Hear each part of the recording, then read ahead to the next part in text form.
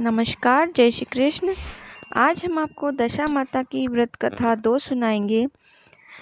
Video आगे बढ़ाने से पहले अगर आप चैनल पर नए हैं तो कृपया चैनल को सब्सक्राइब करें, साथ ही बेल आइकन को भी प्रेस करें जिससे आने वाली वीडियो का नोटिफिकेशन आपको जल्दी मिल सके। तो चलिए सुनते हैं दशा माता की व्रत कथा 2। एक घर में सास बहू रहती थी। बहू का पति परदेश में गया था। एक दिन सास ने बहू से गांव में से आग लाकर भोजन पकाने को कहा। बहू गांव में आग लाने गई पर किसी ने भी उसे आग नहीं दी और सभी ने कहा कि जब तक दशा माता की पूजा नहीं हो जाती तब तक आग नहीं मिलेगी। बेचारी बहू खाली हाथ घर लौट आई।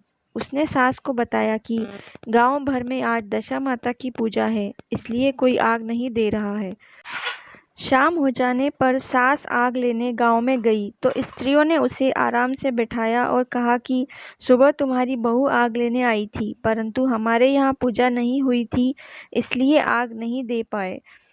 सास आग लेकर अपने घर पहुंची ही थी कि एक आदमी बछड़ा लिए आया और उसके पीछे एक गाय थी। स्त्री ने उससे पूछा कि यह गाय का पहला बच्चा है क्या? आदमी ने उत्तर दिया, हाँ। उसने फिर पूछा कि बछड़ा है या बछिया है? उसने जवाब दिया कि बछड़ा है। सास ने घर जाकर बहू से कहा, आओ हम दोनों भी दशा माता का डोरा लें और व्रत करें। दोनों सास बहू ने डोरा लिया। सवेरे से व्रत आरंभ किया। 9 व्रत पूरे हो जाने पर 10वें दिन डोरे की पूजा की। सास बहू दोनों ने मिलकर गोल गोल 10-10 कुल 20 फेरे बनाए। 21वां फेरा गाय को। पूजन समाप्त होने पर सास बहू दोनों पारण करने बैठी। उसी समय बुढ़िया के बेटे ने परदेश से लौटकर दरवाजे पर आवाज लाई। आवाज सुनकर माँ ने मन में सोचा कि क्या हुआ, थोड़ी देर बेटा दरवाजे पर ही खड़ा रह जाएगा, मैं पारण करने के बाद दरवाजा खोलूंगी। इधर बहू ने आवाज सुनी तो उसे हुआ। अपनी थाली का अन्न इधर उधर करके जल पानी पीकर उठ खड़ी हुई। उसने जाकर दरवाजा खोला। पति ने उससे पूछा कि अम्मा कहाँ हैं? बहू ने उत्तर दिया कि वह तो अभी पारण कर रही हैं। तब पति बोला, मैं तुम्हारे हाथ का जल भी नहीं पीऊंगा, क्योंकि मैं 12 बरस से घर आया हूँ। इतने दिन न जाने तुम किस प्रकार रही होगी। अम्मा आएगी, वह जल पिलाएगी, तभी जल पीऊंगा। यह सुनकर स्त्री चुपचाप बैठ गई कि अम्मा पारण कर अपनी थाली धोकर पी चुकी। तब वह लड़के के पास गई। लड़के ने माँ के पैर छुए। अम्मा उसे आशीर्वाद देकर बेटे को घर में ले आई। माता ने थाली परोस कर रखी। बेटा भोजन करने लगा। उसने हाथ में पहला ग्रास ही लिया था कि फेरों के 2 टुकड़े जो बहू ने अपनी थाली में फेंक दिए थे अपने आप बेटे के सामने आने लगे। बेटे ने माँ से पूछा, यह सब क्या हो रहा है? माँ बोली, मैं क्या जानूं बेटा, बहू जाने। यह सुनकर बेटा आग बबूला होकर बोला, ऐसी बहू मेरे किस काम की, जिसके चरित्र की तुम साक्षी नहीं हो, उसको मैं घर में नहीं रख सकता। इसे अभी घर से निकालो। यदि ये घर में रहेगी तो मैं घर में नहीं रहूंगा। माँ ने बेटे को व्रत के पारण का सब हाल बताकर हर तरह से समझाया, परंतु वह मानने को तैयार नहीं हुआ। वह यही कहता रहा कि इसे घर से बाहर करो तो मैं रह सकता हूँ। माँ ने सोचा, बहू को थोड़ी देर के लिए बाहर कर देगा, गुस्सा उतर जाएगा, तब बहू को बुला लूंगी। बुढ़िया ने बहू से कहा, देहरी के बाहर जाकर पेड़ के नीचे थोड़ी देर के लिए खड़ी हो जा। जब बहू पेड़ के नीचे खड़ी हुई तो पेड़ बोला, मुझसे कर खड़ी हो, मैं दशा माता के विरोधी को छाया नहीं दे सकता। इस पर वह वहां से चलकर घड़ोची के पास गई। घड़ोची बोली, मुझसे हटकर खड़ी हो, मुझ पर इतना भार घड़ों का नहीं है जितना तेरा है। वह यहाँ से हटकर कूड़े के ढेर पर खड़ी हो गई। कूड़े का ढेर बोला, मुझ पर इतना भार कूड़े का नहीं है जितना तेरा है, चल यहाँ से हटकर कहीं और खड़ी हो जा। इस प्रकार उसे कहीं भी खड़ा नहीं होने दिया गया। वह अपने मन में बहुत दुखी हुई। वह जंगल में चली गई। जंगल में भूखी प्यासी घूमती फिरती एक सूखे कुएं में गिर पड़ी। वह उसमें गिरी परंतु उसे चोट नहीं आई। वह नीचे गई। अचानक राजा नल वहां शिकार खेलते खेलते वहां पहुंच गए। उनके साथी बिछुड़ गए थे। वह प्यास के कारण उसी कुएं पर आए जिसमें वह स्त्री बैठी थी। राजा नल के भाई ने कुएं में पानी के लिए लोटा डाला तो उस स्त्री ने लोटे को पकड़ लिया। भाई ने नल से कहा कि इस कुएं में किसी ने लोटा पकड़ लिया है। तब राजा नल ने कुएं पर आकर कहा कि तुम यदि पुरुष हो तो मेरे धर्म के भाई हो, और यदि स्त्री हो तो मेरी बहन हो। जो भी हो बोलो, मैं तुम्हें बाहर निकाल लूंगा। स्त्री ने आवाज दी। राजा नल ने उसे बाहर निकाल लिया तथा हाथी पर बैठाकर राजधानी ले गया। को शिकार से लौटकर महलों की ओर आते देखकर सेवकों ने महारानी को राजा के आने की सूचना दी।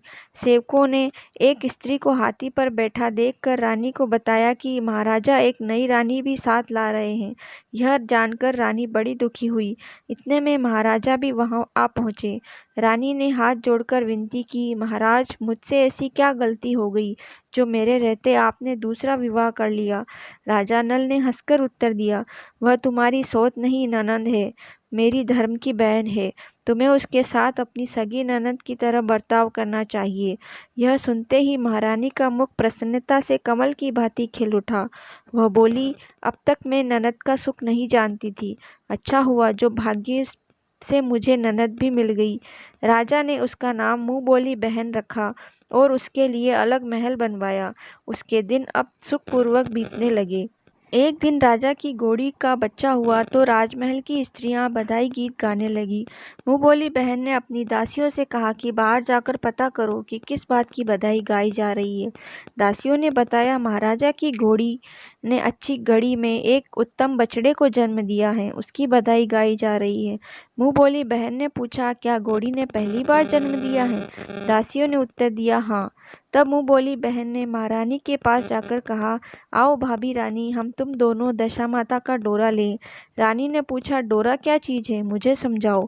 वह बोली, दशा माता के व्रत का यह नियम है कि पहले पहल जब गाय या घोड़ी या स्त्री के प्रसव की खबर सुने तब डोरा लेकर व्रत आरंभ करते हैं। 9 व्रत करने के बाद 10वें दिन डोरे का पूजन करके विसर्जित करते हैं। इसी के साथ उसने पारण का नियम भी बताया। तब महारानी बोली, तुम्हारा व्रत तुमको फले। मैं पूड़ी और दूध खीर खाने वाली रानी महारानी भला बनफरा गोले की पपड़ी खाकर कैसे रह सकती हूँ? ऐसा खाना खाए मेरे दुश्मन। वह बोली, भाभी मुझे जो चाहे कह लो, परंतु व्रत के संबंध में कुछ मत कहो। मैं इसी व्रत के वह बोली, भाभी मुझे जो चाहे कह लो, परंतु व्रत के संबंध में कुछ मत कहो। मैं इसी व्रत के उल्लंघन के कारण मारी मारी फिरती आपके देश में आ गई हूँ। महारानी ने उदासीनता के साथ कहा, मुझे क्या पड़ी है, तुम्हें जो अच्छा लगे वह करो, मैं मना तो नहीं कर रही हूँ। मुँह बोली बहन ने श्रद्धापूर्वक डोरा लिया। 9 दिन तक व्रत किए। 10वें दिन विधिवत पूजन किया, गोला फरा बनाए और संध्या को पारण करने बैठी। उसी समय उसके पति को अचानक कुछ प्रेरणा सी हुई और वह अपनी माता से आज्ञा लेकर अपनी पत्नी को ढूंढने चल दिया। घूमता फिरता वह राजा नल की राजधानी में पहुंच गया और अपनी पत्नी का पता लगाने लगा। उसने एक कुएं पर कुछ औरतों को बातें करते देखा।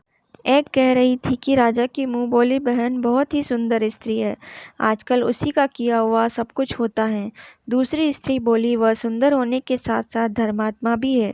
जब से आई है तब से उसने सदावत खोल रखा है, उसके दरवाजे से कोई भी व्यक्ति खाली हाथ नहीं लौटता। तीसरी स्त्री बोली, वह जैसी धर्मात्मा है वैसी सदाचारिणी भी है। चौथी स्त्री बोली, वह सदाचारिणी और सर्वप्रिय भी है, सारी प्रजा उससे खुश है। पांचवी स्त्री बोली, यह सब तो सही है, परंतु अब तक यह पता नहीं चल सका कि वह कौन है और कहाँ की रहने वाली है।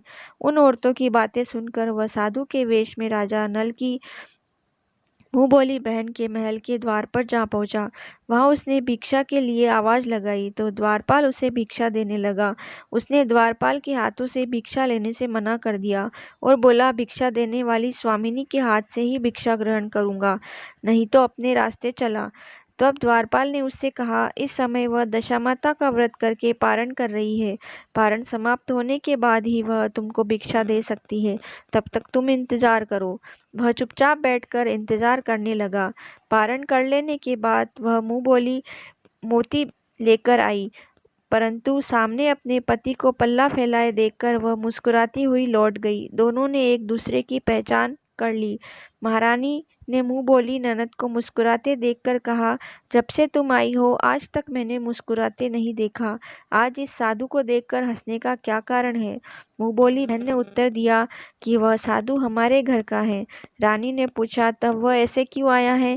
उसने कहा, वह अभी मेरा पता लगाने आया है। महारानी ने राजा नल से कहा, तुम्हारी मुंह बोली बहन के घर के लोग आए हैं।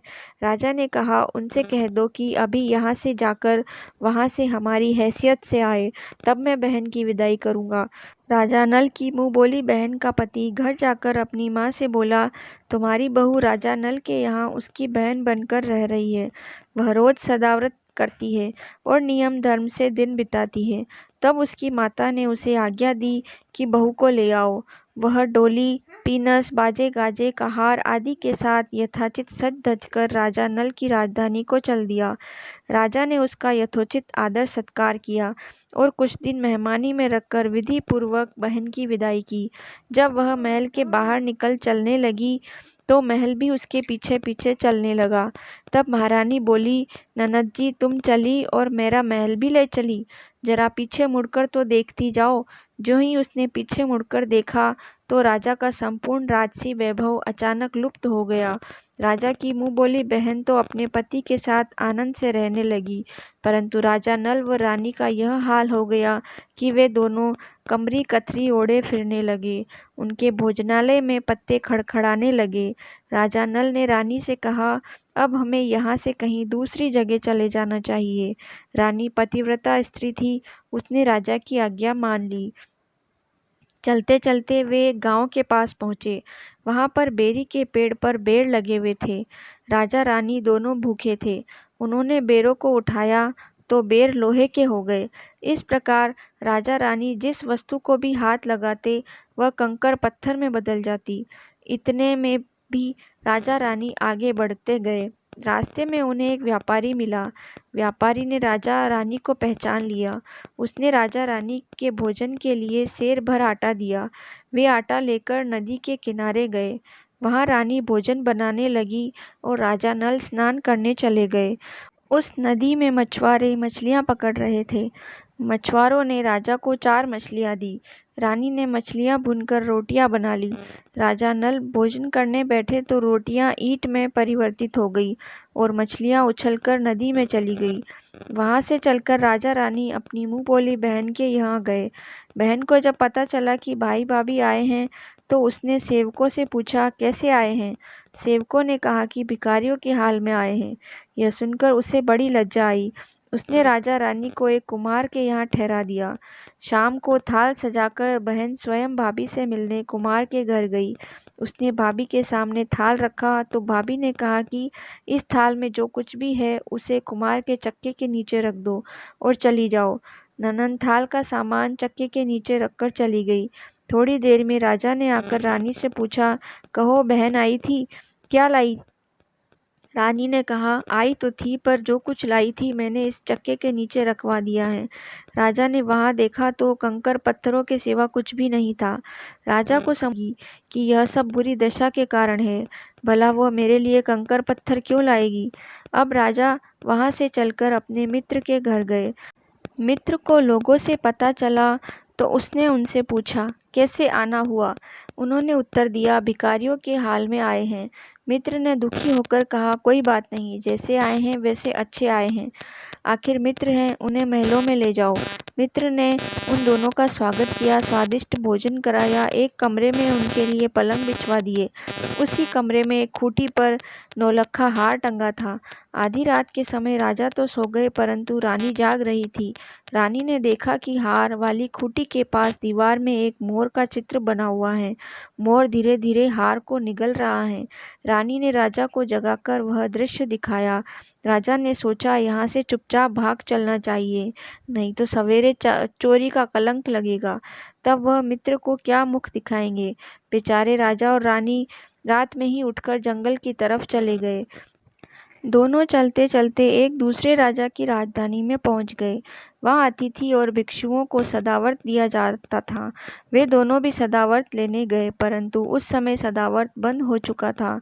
वहां के अधिकारियों ने कहा, यह लोग न जाने कहाँ के अभागे आए हैं, इन्हें देने के लिए कुछ भी नहीं बचा, फिर भी इन्हें एक मुट्ठी चना दे दो।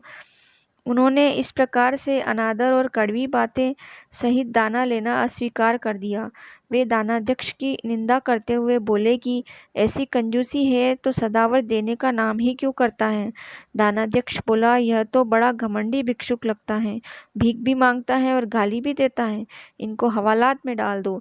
इस प्रकार दोनों को एक कोठरी में बंद कर दिया गया। एक मुट्ठी चने दोनों को खाने के लिए मिलने लगे। जिस कोठरी में राजा रानी को बंद किया गया था, उसी के पास आम रास्ता था। एक जमादारनी राजा की गुड़साल साफ कर उसी रास्ते से निकला करती थी। एक दिन वह बहुत देर से निकली। रानी उससे पूछने लगी कि आज तुम्हें इतनी देर कैसे हो गई। वह बोली कि आज राजा की घोड़ी को बछड़ा हुआ था, उसकी टहल में देर हो गई। रानी ने पूछा कि घोड़ी का पहला प्रसव है। रानी ने बताया, हाँ, पहली बार प्रसव है। रानी ने पूछा, बछड़ा हुआ है या बछड़ी। जमादारनी ने बताया कि बहुत अच्छा बछड़ा हुआ है। यह सुनकर रानी ने राजा से कहा, एक बार मैंने तुम्हारी मुंह बोली बहन के डोरे का अनादर किया था, उसी दिन से हमारी दशा बदल गई। मैं आज दशा माता का डोरा लेना चाहती हूँ। राजा ने कहा, परंतु यह पूजा की सामग्री कहाँ से आएगी, उसके नियम धर्म का पालन कैसे होगा। रानी ने उत्तर दिया, दशा माता ही सब कुछ करेगी, मैं तो उन्हीं के नाम लेकर डोरा लेती हूँ, फिर जो होगा देखा जाएगा। रानी ने 9 तार राजा की पगड़ी से और 1 तार अपने आंचल का लेकर अपना डोरा तैयार किया और उसी समय से व्रत करने लगी। थोड़ी देर में ही वहां का राजा अपनी घोड़ी को देखने के लिए उसी रास्ते से निकला। राजा ने नल दंपति को देखा। कोठरी में बंद देखकर पूछा कि वे लोग कौन हैं और इनका क्या अपराध है। पहरेदारों ने कहा, ये लोग भिक्षा लेने आए थे, ये आपको आशीर्वाद देने के बदले गालियां देते थे, इसी कारण दानाध्यक्ष ने इन लोगों को कैद में डाल दिया है। राजा ने कहा, यह तो इनका कोई अपराध नहीं है, इनको मनवांछित भिक्षा नहीं मिली होगी, इसलिए ये गालियां देने लगे होंगे। इनको संतुष्ट करना चाहिए था, ना कि कैद में डाल देना चाहिए। इनको अभी रिहा करो। राजा की आज्ञा से उसी समय दोनों को कोठरी से बाहर निकाला गया। राजा उनके पांव में पद्म और माथे पर चंद्रमा देखकर पहचान गया कि यह तो राजा नल और रानी दमयंती है। इस पर उसने दोनों हाथों से हाथ जोड़कर क्षमा मांगी और हाथी पर बैठाकर अपने महल में ले गए। कुछ दिन तक राजा के यहाँ रहकर उन दोनों ने पूरे राजसी ठाट के साथ अपनी राजधानी की ओर प्रस्थान किया। रास्ते में वे पहले अपने मित्र के यहाँ गए। मित्र ने राजा नल की आने की खबर सुनकर लोगों से पूछा, मित्र आए तो कैसे आए। लोगों ने कहा, अब की बार तो राजसी ठाट बाट के साथ हाथी घोड़े और डंका निशानी पालकी पीनस और फौज को साथ लेकर आए हैं। मित्र ने कहा, अच्छी बात है, आने दो। मेरे लिए तो जैसे तब थे वैसे ही अब ही है, आखिर तो मित्र ही है। राजा रानी मित्र के महल में गए।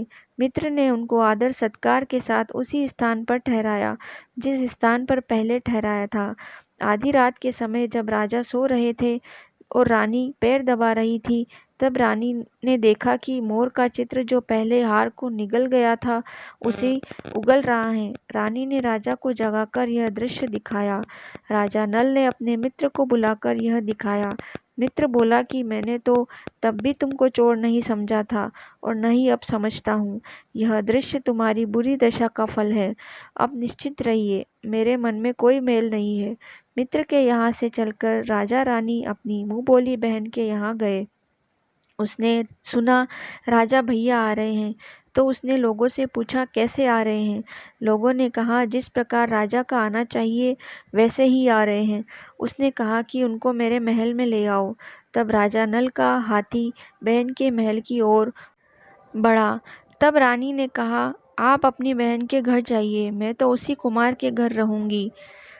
जिसके पहले ठहरी थी। राजा ने कहा, जिस कारण इतने दुख उठाए हैं तुम फिर उसी से झगड़ा मोल लेना चाहती हो। यह तुम अच्छा नहीं कर रही हो। परंतु रानी नहीं मानी, वह कुमार के घर ही ठहरी। राजा बहन के घर चले गए। शाम को राजा की बहन भाभी के लिए थाल सजाकर कुमार के यहाँ आई। उसने भाभी के सामने थाल रख दिया। भाभी सोने चांदी के गहने उतार कर रखने लगी और कहने लगी, खाओ रे मेरे सोने चांदी के गहनों, खाओ, हम भूखे नंगे क्या खाएंगे। यह उलाहना सुन ननद बोली, यह उलाहना किसे देती हो? मुझे उस समय जो कुछ हो सका वो उस समय लाई थी, वही अब भी लाई हूँ। विश्वास न हो तो चक्के के नीचे अब भी देख लो। सचमुच चक्के के नीचे देखा तो वहां पर माणिक मोतियों का ढेर लगा था। रानी यह सब देखकर सन्न रह गई। वह बोली, ननद जी, तुम्हारा कोई दोष नहीं है, यह तो हमारी बुरी दशा का परिणाम था। रानी ने ननद का लाया सब सामान तथा उसमें अपनी तरफ से कुछ और जवाहरात मिलाकर ननद को वापस कर दिया, परंतु ननद को पूजा का न्योता देना भूल गई। वहां से चलकर राजा सूरा गाय के पास आए। गाय ने सेना सहित राजा को भरपेट दूध पिलाया। वहां से आगे चलकर वे नदी के तट पर पहुंचे तो वहां पड़ाव डाला। भोजन बनवाया गया। जब राजा भोजन करने बैठे तो उसी समय नदी में उछलकर गिरी हुई बुनी बुनाई मछलियां अपने आप थाली में गिर गई। वह रोटियां जो ईंट बन गई थी फिर से रोटियां बन गई। राजा ने कहा, यह सब क्या हो रहा है, कुछ समझ में नहीं आता। रानी ने बताया कि ये रोटियां और मछलियां वे ही हैं जो उस समय हमें नसीब नहीं हुई थी। मैं यदि आपसे उस समय कहती कि तली हुई मछलियां जल में उछल गई और रोटियां ईंट बन गई तो आप कदापि इसे सच नहीं मानते। इसी कारण मुझे बहाना बनाना पड़ा था। अब राजा रानी अपनी राजधानी की ओर आगे बढ़े। जब राजा की फौज अपनी राजधानी के समीप पहुंची तो वहां के लोगों ने समझा कि दूसरे राजा ने राजधानी पर आक्रमण कर दिया है। वे घबरा गए। वहां के लोग नजराना लेकर राजा से मिलने गांव के बाहर आए, परंतु यह क्या, यह तो अपने राजा हैं। लोगों का प्रसन्नता का ठिकाना न रहा। वे श्रद्धा भक्ति के साथ महाराजा के आगे चलकर उन्हें उनके महल में ले गए।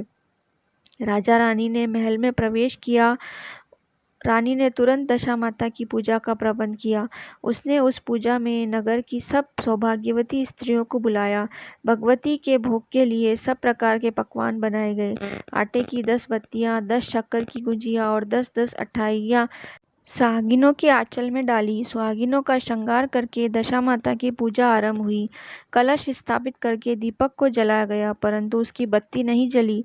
इस पर पंडितों ने कहा कि कोई न्योता पाने वाला न्योतने को तो नहीं रह गया, स्मरण किया जाए, उसके आने पर ही दीपक जल जाएगा। रानी ने सोच विचार कर बताया कि ननद न्योतने से रह गई।